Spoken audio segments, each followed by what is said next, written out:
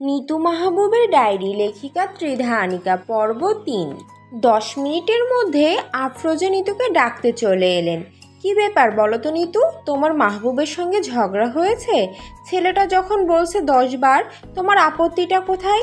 তুমি তার স্ত্রী নিতু, এক্ষুনি ফোন করো তাকে, বলো যে ১০ বারে তোমার কোনো সমস্যা নেই। নিতু অসহায় স্বরে বলল, আপনাকেও ১০ বারের কথা বলেছে বড় চাচি? বললো তো, দিনের মধ্যে ১০ বার মেসেজ করার কথা বলাই তুমি নাকি রেগে গেছো। জানো, আমাদের বিয়ের প্রথম দিকে তোমার বড় চাচাকে আমার ১০০ বার টেলিফোন করতে হতো, সেখানে বেচারা মাত্র ১০ বার বলছে। এক্ষুনি ফোন করো ছেলেটাকে, আমার সামনে বলো ১০ বারে তুমি রাজি। আপনি যান, আমি ফোন করছি। আমার সামনে বলো নিতু, ছেলেটা আমার প্রায় পায়ে ধরে অনুরোধ করলো। নিতু আফরোজার সামনেই ফোন করলো মাহবুবকে। মাহবুব ফোন রিসিভ করতে নিতু আফরোজার দিকে তাকিয়ে বলল, আচ্ছা ঠিক আছে মাহবুব ভাই, ১০ বারই ওকে। আফরোজা নিতুর মাথায় চুমু খেয়ে চলে গেলেন। মাহবুব সঙ্গে সঙ্গেই বলল, এখন ভিডিও অন কর, তোকে দেখি। নিতু ভিডিও অন করলো। এই মুহূর্তে সে ঝগড়া বাড়াতে চাইছে না, তবে এই লোককে সে কঠিন একটা নিয়মে নিয়ে আসবেই আসবে। মাহবুব ফট করে বলল, একটু জামাটা নামা। মানে কি? তোকে দেখতে ইচ্ছা করছে। মুখ তো দেখছেনি, মুখ না, আমার নামের শেষ ভাগ দেখতে ইচ্ছে করছে। বুঝতে পারছিস তো? মাহবুবকে ২ ভাগ কর। তুই চিঠিতে ভাগ করেছিলি না?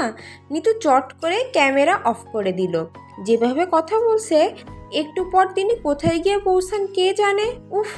মাহবুব সঙ্গে সঙ্গে মেসেজ করলো, একবার আসি দেশে, রোজ তোর মাহবুবকে ব্যথা করে দিব। নিতু দীর্ঘশ্বাস ফেলল। এরকম ভয়াবহ পাগলকে ভালোবেসেছিল সে। আগস্ট মাসের একদিন রাতের বেলা ১১টা ৫৮ মিনিট হওয়ার সঙ্গে সঙ্গে নিতু ফোন করলো মাহবুবকে। মানুষটার আজ জন্মদিন। জন্মদিনের প্রথম কথাটা সে মাহবুবকে বলতে চায়। মাহবুব অত্যন্ত উচ্ছ্বসিত হয়ে ফোন রিসিভ করলো। যাক, নিতুটা অন্তত তার জন্মদিনটা মনে রেখেছে। হ্যালো নিতু। ও মাই গড, দেখ, জাস্ট ০ মিনিটে তুই আমাকে ফোন করলি, হ্যালো বললি। এতে এত আনন্দিত হওয়ার কি আছে? ০ মিনিট তো হতেই পারে। কাল সারাদিন আমি বিজি থাকবো, তাই একটা জরুরি কথা বলতে ফোন করেছি। কাল সারাদিন তুই বিজি থাকবি? গাজীপুরে একটা পার্টির বাড়িতে যাব। ২ ভাইয়ের একসঙ্গে বিয়ে, অনেক বড় পার্টি, তাই সাইট ভিজিটের পর প্ল্যানিং হবে। আপনার জন্য স্ট্রিক্ট নির্দেশনা হলো, কাল যখন তখন আমি ফোন করে ডিস্টার্ব করবেন না। আমি ফ্রি হলে ফোন করব। কাল সারাদিন আমি তোকে ফোন করতে পারবো না? না, মেসেজ করেও ডিস্টার্ব করবেন না। তুই বেছে বেছে কালকের দিনটাই এমন করলি নিতু। কেন, কাল কি আছে? আর এমন তো না যে একদিন কথা না বললে আপনার শরীরের রক্ত শুকিয়ে যাবে। আমি আমার কাজটা ঠান্ডা মাথায় শেষ করে তারপর আপনার সঙ্গে কথা বলবো। মাহবুবের চোখ ঝাপসা হয়ে এলো। নিতুটা তার জন্মদিন ভুলে গেছে, অথচ মাহবুব নিতুর জন্মদিনকে তার জীবনের ক্যালেন্ডারের ডেটের মতো ইউজ করে। এমন তো নয় মাহবুব খুব বেশি কিছু মনে রাখার ভার নিতুর উপর চাপিয়ে দিয়েছে। শুধু জন্মদিনটাই তো, তাও নিতু ভুলে গেল। মাহবুব অপমানের চূড়ান্ত মেনে নিয়ে বলল, আজ আমার জন্মদিন নিতু। নিতু কিছুক্ষণ চুপ করেই থাকলো, এরপর তাচ্ছিল্যের সুরে বলল, আপনার জন্মদিন নাকি? আগে তো বলেননি। এই বুড়ো বয়সে জন্মদিন? কত হলো যেন আপনার, ৪০ না ৪১? মাহবুবের ইচ্ছে করলো সে ফোনটা আছাড় দিয়ে গুঁড়ো করে ফেলে, তাও জন্মদিনে সে আর দুঃখ বাড়াবে না বলে নিজেকে থামালো। শোন নিতু, জন্মদিন উপলক্ষে আমি তোর কাছ থেকে অন্যরকম গিফট চাই।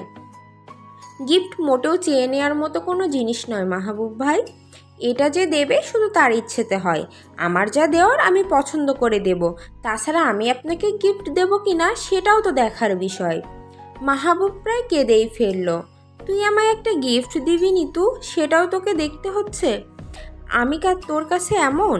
আমার জন্মদিন এত ধরাগোনার বাইরে? আপনি তো সহজ একটা ব্যাপারকে কমপ্লিকেটেড করে ফেললেন দেখছি। আপনার জন্মদিন আপনি আপনার মতো করে কাটান না, আমার ওপর চাপিয়ে দিচ্ছেন কেন? আমি তো আপনার জন্ম বা জন্মদিনের সঙ্গে কোনোভাবেই যুক্ত না। তাছাড়া এত কাজের চাপে থাকি, সাধারণ দিন জন্মদিন সব আমার কাছে ব্যস্ত দিন। মাহবুব চাইলেই নিতুর এই কথাগুলোর ভালো জবাব দিতে পারে, বলতে পারে, আমার ব্যস্ততা দেখাবি না নিতু। ইন সার্ভিস ট্রেনিংয়ে আসি, কোনো দিন 18 ঘন্টাও ছোটাছুটি কাটে। আর তুই তো শুধু এসি গাড়িতে চড়ে এসি রুমে বসে পার্টির সঙ্গে দুটো কথা বলিস, এই যা।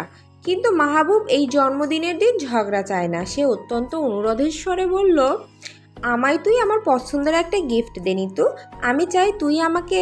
নিতু থামিয়ে দিল মাহবুবকে। শুনুন, গিফট যদি দিতেই হয় আমি পছন্দ করে দেব। তুই আমার পছন্দে গিফট দিবি নিতু? কেন? আমি পছন্দ করে দিলে কি প্রবলেম? আমার পছন্দ কি খারাপ? বলুন, খারাপ? মাহবুব মনে মনে বলল, পছন্দ খারাপ না হলে তুই আমার মতো একজনকে ভালোবাসিস? কি আছে আমার, বলতো নিতু? তুই বিশাল বড়লোক বাড়ির চাঁদের টুকরো মেয়ে, ছোটবেলা থেকে কোটি টাকার গাড়ি চড়ে বড় হয়েছিস। চাকর বাকর, মালি, দারোয়ান, ম্যানেজার তোদের কাজ করার জন্য ঘিরে থাকে সব সময়। তোর এত ভালো পরিবার, তোর পরিবারের সবার জন্য মন যেন সোনায় বাঁধানো। তোদের বাড়ির লোক আমায় কত ভালোবাসে, কত আপন করে রেখেছে আমায়। আমার সবসময় মনে হয়েছে তোদের পরিবার আমার পরিবার। সেই হিসেবে গেলে আমার তো কিছুই নেই নিতু। তোদের ভালো মানুষই, তোদের টাকা পয়সা, তোদের জীবনযাপনের তুলনায় আমার তো কিছুই নেই। বিয়ের সময় তোকে ভারী এক সেট গয়না পর্যন্ত দিতে পারিনি। তোর পরিবারের সঙ্গে মিলিয়ে বিয়ে দিতে হয়তো 100 ভরি সোনা দিয়ে সাজিয়ে নেয়, এমন ছেলে দেখে তোকে বিয়ে দিত। তুই হয়তো রাজার ঘরের রানী হতি, আমার সংসারে এসে তোকে নিচে তাকাতেই হয়। অথচ তুই বড় হয়েছিস উপরে তাকিয়ে, আকাশের দিকে মাথা উঁচু ছিল তোর, সম্রাজ্ঞীদের মতো। নিতু মনে মনে বলল, পছন্দ খারাপ হলে কি আমি এই পৃথিবীর সেরা মানুষটাকে পছন্দ করতে পারতাম? এই যে আপনি আমায় বাড়ির বউ করে বিয়ে করেননি, বরং আপনি আমাদের বাড়ির ছেলে হওয়ার জন্য বিয়ে করেছেন, এই ভালোবাসা আমি কোথায় পেতাম? এই যে আপনার আকাশচুম্বী চারিত্রিক আত্মবিশ্বাস, নিজের সব উজাড় করে ঢেলে দিয়ে আত্মসম্মান বজায় রাখার মতো বিশাল মন, এই মন কি পৃথিবীর আর কারো আছে? না রূপকথার কোনো রাজার আছে, না গল্পের কোনো বীরের আছে। মাহবুব ভাই শুনুন, আমার খুব ঘুম পাচ্ছে, রাখি। কালকে মিটিংয়ের আগে আমার একটা ভালো ঘুম হওয়া খুব জরুরি। রাখবি মানে? গিফটের কথা তো হলোই না। আমি তো বললাম যদি আমার গিফট দিতে ইচ্ছে করে তখন দেব, এখন আমি ঘুমোবো। আর একটু ধরে রাখ নিতু, আর 2 মিনিট, এর মধ্যে তুই ঘুমিয়ে পড়লে আমি ডাকবো না। নিতু রাগী স্বরে বলল, এমনিতে আমি ধরে রাখতে পারবো না, ভিডিও অন করে ধরে রাখি বরং। এমনি ফোন কানে ধরে থাকবো, আপনি চুমু টুমু খাবেন, আমার অস্বস্তি হবে। নিতু ভিডিও কল করলো। এর পিছনে অন্য কারণ আছে। সে আজ বিয়ের শাড়ি পরেছে, সুন্দর করে সেজেছে। মাহবুব তাকানো মাত্রই সে বলল, কবুল। মাহবুব ফোন রিসিভ করেই বলল, তুই এত সেজেছিস কেন? ওমা, এটা বিয়ের শাড়ি নাকি? বিয়ের শাড়ি পরেছিস? মাহবুব মুখটা আনন্দে ঝলমল করছে। আমার জন্য শাড়ি পরেছিস নিতু? নিতু মনে মনে বলল, গর্ধব একটা, সব কথা তাকে মুখে কনফেস না করলে হয় না। শাড়ি নিতু আর কার জন্য পরবে? আপনার জন্য শাড়ি পরবো কেন? আমার বিয়ের শাড়ি একদিন পরেই ফেলে রাখবো নাকি? ভাবলাম লোক দেখানোর জন্য তো একবার পরলাম, এবার আমার নিজের জন্য পরি। এখন থেকে যেদিন যেদিন আমার ইচ্ছে করবে পরবো। মাহবুবের বুক ভার হয়ে এলো আনন্দে। বিয়ের শাড়িটা নিতুর পছন্দ হয়েছে তাহলে। আচ্ছা পড়ুক নিজের জন্য, তাও তো মাহবুবের দেয়া। কি সুন্দর কাজল দিয়েছে চোখে, কপালের উপর কয়েক গাছি চুল বারবার চোখে এসে পড়ছে নিতুর। মাহবুব কাছে থাকলে এখন ঠিক সরিয়ে দিত। অবাধ্য বেয়াদব চুল নিতুকে জ্বালায়। এদের এক্ষুনি ফাঁসিতে ঝুলিয়ে দেওয়া উচিত। নিতুকে জ্বালানোর অধিকার শুধু মাহবুবের একার। নিতু শুধু মাহবুবের নিজের জিনিস। তুই কি একটু মোটা হয়েছিস নিতু? পেটে ভাঁজ পড়েছে, একটু দেখা না। আমি আপনাকে পেটের ভাঁজ দেখাবো কেন? কি সব বলেন না আপনি, মেজাজ খারাপ হয়ে যায়। শাড়ির কুচি কটা হলো, একটু দেখা তো। শাড়ির কুচি দিয়ে আপনার দরকারটা কি? দেখি চুপ করে বসে থাকুন তো, কথা বললে আমি ফোন কেটে দেব। নিতু হারমোনিয়াম নিয়ে বসলো। সে মাহবুবকে এখন গান শোনাবে, মাহবুবের পছন্দের গান। মাহবুব উৎসাহী স্বরে বলল, গান শোনাবি আমায়? আপনাকে কেন শোনাবো, নিজের জন্য গাইবো। যাই করি সব নিজের জন্য টেনে নিয়ে যান কেন? এমনি চুপ করে শুনলে শুনুন, না হলে ভিডিও অফ করে দিন। নিতু গান ধরলো, এক জনমের ভালোবাসা, এক জনমের কাছে আসা। পুরো গান মাহবুব কেঁদে কেঁদে শুনলো। গান শেষ করে নিতু হাই তুলতে তুলতে বলল, ঘুম পেয়েছে খুব।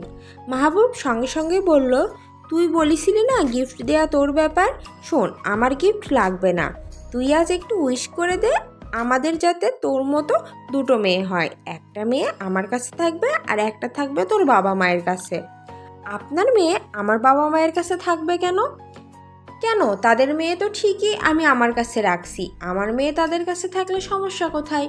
না পারলে তোর বাবা মাকে বল মানা করে দিতে। এই মাহবুব নিজের মেয়ে নিজেই পালতে পারবে। দেখবি সোনার চাঁদ জামাই দেখে বিয়ে দেব আমি মেয়েদের। বলে কি না আমার মেয়েকে রাখতে পারবে না। তাদের দুনিয়ার ঘাটতেরা মেয়ে যদি আমি রাখতে পারি, আমার সহজ সরল ভালো মেয়েকে তারা রাখতে পারবে না? আপনার মেয়ে সহজ সরল হবে নাকি? শুধু সহজ সরল হবে না, লেখাপড়ায় তোর বাপের মেয়ের থেকেও ভালো হবে। আমার মেয়ের যখন নাতিপুতি হবে আমি আমার কাছে এনে রাখবো, ওদের কখনো পর করে দেখব না। আপনি নাতিপুতি পর্যন্ত চলে গেছেন দেখছি। ও মা, মেয়ে বিয়ে দিলে তো নাতিপুতি আসবেই। তোর বাবা মায়ের মেয়ের মতো তো না, বরকে না জানিয়ে কন্ট্রাসেপটিক নেবে, লুকিয়ে লুকিয়ে পিল খেয়ে বরের পরিশ্রম বিফল করে দিল। তুই জানিস এটা কত পরিশ্রমের কাজ? অবধের মতো স্পট করে ইমার্জেন্সি পিল গিলে ফেললি। আমি কোনো পিল খাইনি। পিল না খেলে কিছু হলো না কেন? সিনেমায় তো একবারই হয়, আমাদের তো একাধিকবার হলো, তাও হলো না কেন? আমি কি করে বলবো? শোন নিতু, এরপর কিন্তু আমার দুটো মেয়ে চাই। দেখ, যত চাই বলিস, আমার মেয়েই চাই। তুই কি চাস বল তো? নিতু ফিসফিস করে বলল, আমি শুধু আপনাকে চাই। আমি আমার জীবনের শেষ দিন পর্যন্ত আপনাকে বিরক্ত করতে চাই। বললি না তো কি চাস? আমি কিছু চাই না মাহবুব ভাই, আপনি যথেষ্ট বিরক্ত করছেন আমায়। এখন রাখুন তো। নিতু ফোনের লাইন কেটে বারান্দায় এসে বসলো। আজ সারা রাত সে এখানে বসে থাকবে। মানুষটাকে ছেড়ে একলা ঘুমোতে তার যে কি ভয়াবহ কষ্ট হয়, এটা সে কাকে বলবে? মাহবুব চলে যাওয়ার পর একটা রাতও কি তার মানুষটাকে স্বপ্নে ছাড়া কেটেছে? প্রতি রাতেই সে মানুষটার সঙ্গে কল্পনায় স্বপ্নে মিলেমিশে একাকার হয়। নিতু ফিসফিস করে বলল, শুভ জন্মদিন আমার মেয়েদের পাগল বাবা। মাহবুবের ভয়েস মেসেজ এলো, কী রঙের ট্রায়াঙ্গেল পরছিস বলতো? এত ইচ্ছে করছে আমার, সব আগুনের মতো হয়ে আছে। আমি শিওর এখন তুই ছুলে তোর হাত পুড়ে যেত। নিতু রে। নিতু মোবাইলটা সরিয়ে রাখলো। মানুষটা যে কি সব বলে দেয়। কই, নিতু তো তার অনুভূতির কিছুই বলে না। মাহবুবের আবার মেসেজ এলো, এবার দেশে এলে তুই আমার পিঠের ওপর শুবি তো, একদম গানের সুর হয়ে। তোর আবহাওয়া অধিদপ্তর এত ঝড় বহিয়ে দেয় আমার শরীরে, আর পারি না। নিতু মেসেজ করলো, এরকম মেসেজ করলে আমি আপনাকে পুলিশে দিয়ে দেব। দিয়ে দে পুলিশে, আমি তাও তোকে এমন মেসেজই লিখবো, জেল থেকে তোর কাছে আমার প্রথম মেসেজ যাবে। নিতু, তোর নাভির ঠিক নিচে যে তিলটা আছে, ওটা আমার নাকের ডগার বউ। আমার নাকের ডগার স্বামী হয়ে দিনরাত তার বউয়ের উপর পড়ে থাকতে চায়। এতে আমার কি দোষ বল? নিতু খুব হাসলো মেসেজ পড়ে। আচ্ছা, এই জীবনে তার ভালোবাসার মানুষ দুটোর কোনোটাই কি সে নিয়ন্ত্রণ করতে পারবে কোনোদিনও?